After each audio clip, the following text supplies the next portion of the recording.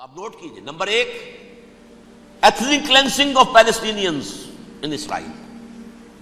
Number 2 demolition of the Asca-mosque and the Qubbat al-Sakhra. Number 3 امریکہ کو ultimatum, تم اب اپنے ٹانگ درمیان میں مت لڑاؤ،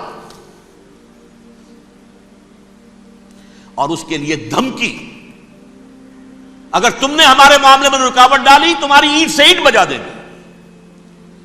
نیتن یاہو نے یہ کہا تھا میں واشنگٹن میں آگ لگا دوں گا. یہ انہوں نے امریکہ میں عظیم ترین دہشت گردی کر کے امریکہ کی ایڈمنسٹریشن کو، انتظامیہ کو یہ دھمکی دے دی ہے کہ باز آ جاؤ.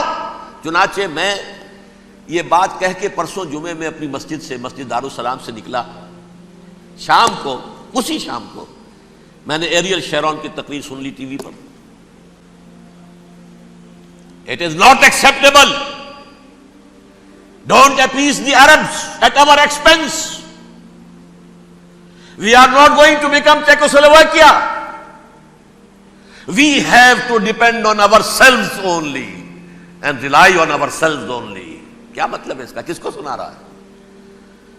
امریکہ بہادر، ہم تمہارے محتاج نہیں ہیں، ہم تمہارے ٹکڑے اڑا دیں گے، ٹکڑے کر دیں گے تمہارے، تم بیچ میں آؤ تو صحیح. اب اور دیکھ لو ایک نشانی ہم تمہیں دکھا دیتے ہیں. مجھے 100% یقین ہے یہ پورا ہسٹوریکل پروسیس، اور جس جگہ یہ پہنچ گیا ہے، جس کریٹیکل پوائنٹ تک یہ پہنچ چکا ہے، یہ جو بھی حملہ ہوا ہے ورلڈ ٹریڈ سینٹر پر اور پینٹاگون پر، یہ اسرائیل کا کام ہے. اسرائیل سے کم تر کسی ادارے کے لیے ممکن ہی نہیں، اس لیے کہ اسرائیل کے ایجنٹ امریکہ کے پورے نظام کے اندر جو ہے گھسے ہوئے موجود ہیں، ہر جگہ موجود ہیں. جیسے سرطان کا پھوڑا ہوتا ہے پورے جسم میں وہ اپنی جڑیں جما لیتا ہے، ایسا ہے پوری ایڈمنسٹریشن، پوری اکانومی، تمام ذرائع ابلاغ، پرنٹڈ میٹر ہو یا یہ کہ الیکٹرانک میڈیا، سب ان کے قبضے میں. ڈیفنس کا سارا معاملہ ان کے قبضے میں ہے. کوئی اور طاقت یہ کر ہی نہیں سکتی. امریکہ، اس کے سیکیورٹی کے معاملات تہ در تہ، دائرہ اندر دائرہ، اس دائرے تک 100 میل تک کوئی جہاز آ جائے گا اگر کہیں جو کہ ان آئیڈینٹیفائی ہو تو یہ ہو جائے گا، کوئی اس سے آگے آگے تو یہ ہو جائے گا، اس سے آگے، اور وہ آ رہا ہے، چلا آ رہا ہے. پینٹاگون پر آ گیا ہے اور 1 گھنٹے بعد آیا ہے. پہلی سٹرائک جو ہوئی ہے ورلڈ ٹریڈ سینٹر، اس کے 1 گھنٹے کے بعد پینٹاگون پر آ گیا. پینٹاگون وہ تو یوں سمجھیے ان کی مملکت کا حساس ترین دفاع کا مرکز، اور اس کا 1/3 حصہ جلا کے راکھ کر دیا. انہوں نے یہ دھمکی دی ہے، لیکن اس سے ان کے پیش نظر مقاصد کیا تھے؟ 3. اس دہشت گردی کے 3 مقاصد.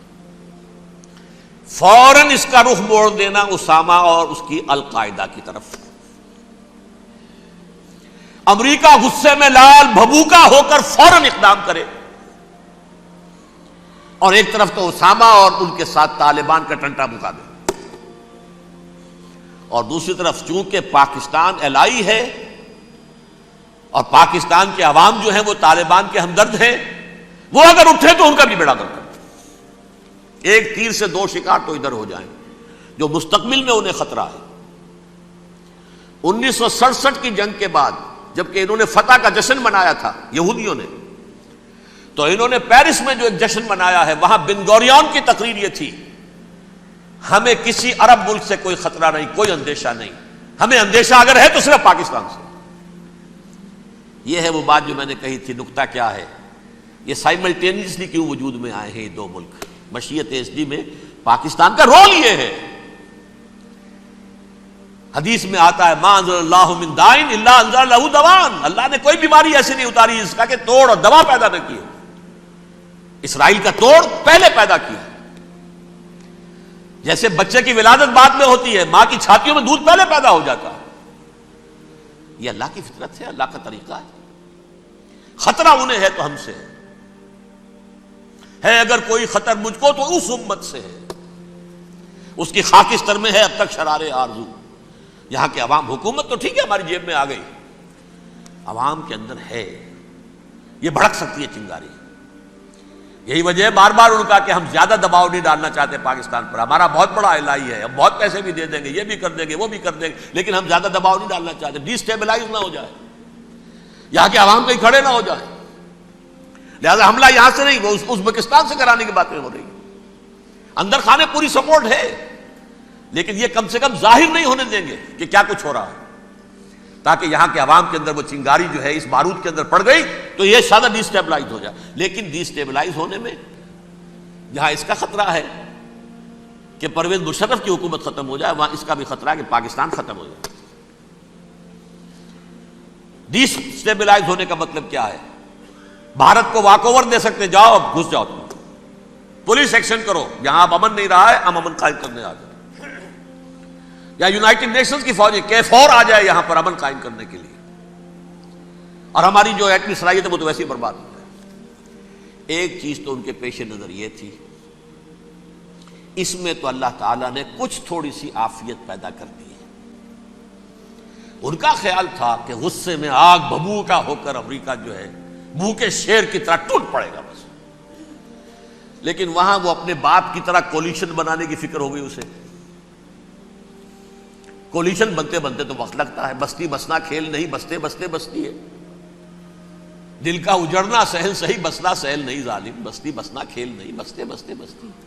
کولیشن بناتے بناتے نیٹو بھی پھدکنے لگا تھا کہ ہمارے پاس انہوں نے کچھ ثبوت دیا ہی نہیں ابھی تک. کوئی کسی نے کچھ اور کہا, سعودی عرب نے بھی کہہ دیا ہمارے اڈوں سے آپ جہاز اڑا کر حملہ نہیں کریں گے وغیرہ وغیرہ. اس چکر میں ایک تو وقت نکل گیا, اور دوسرے فوراً ہی ان پر آیا ہو گیا یہ تو ہمارے ساتھ کیا ہی اسرائیل نے ہے.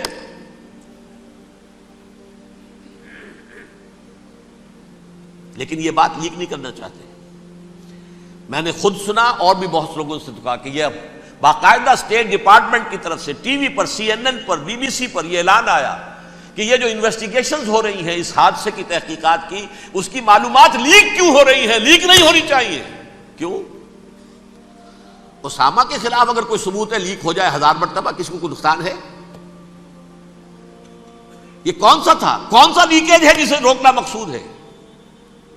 وہ تو ہمارا متمنا ہے, ہمارا بیٹا ہے, وہ کر رہا ہے. اس گھر کو آگ لگ گئی گھر کے چراغ سے, but they have given a message to the United States of America, ہمارے راستے میں اب مت آنا, ہم پر دباؤ نہ ڈالنا. Don't appease the Arabs at our expense. یہ الفاظ ہیں شیرون کے. ان کی خوشامد, ان کو خوش کرنا, ان کو پسند کرنا, ان کو راضی کرنا ہماری کوشش پر